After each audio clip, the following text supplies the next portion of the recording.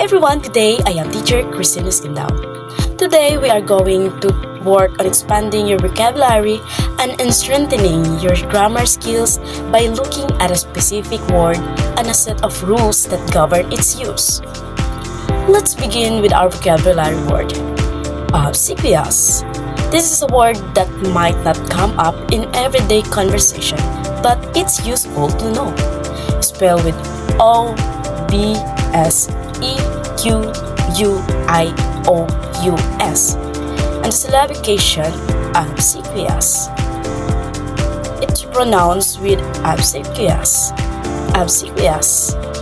Obsequious is an adjective, means excessively eager to please or obey, often to gain favor, characterized by fawning or servile behavior. It goes beyond simple politeness. It implies an ulterior motive.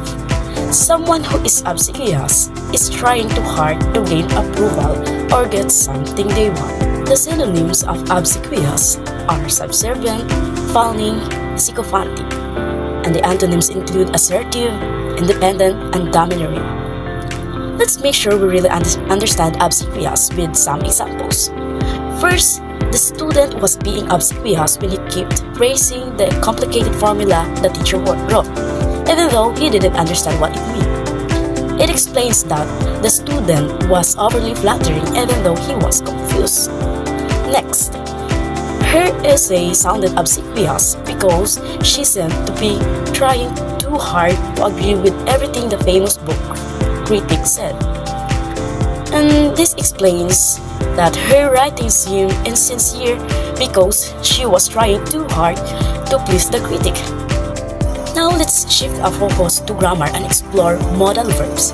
These are essential tools for expressing a range of meanings and nuances of English. Modal verbs are a type of auxiliary verb, also known as helping verbs. They are used in conjunction with the main verb to modify its meaning. Modal verbs add extra meaning to the main verb, expressing concepts such as possibility, necessity, permission, obligation, ability, probability, and advice. The most common modal verbs include can, could, may, might, must, should, will, and would. Now let's examine key modal verbs. First, the can, could, may, might, and must. Can expresses ability or possibility. Can indicates that someone or something is able to do something or that something is possible.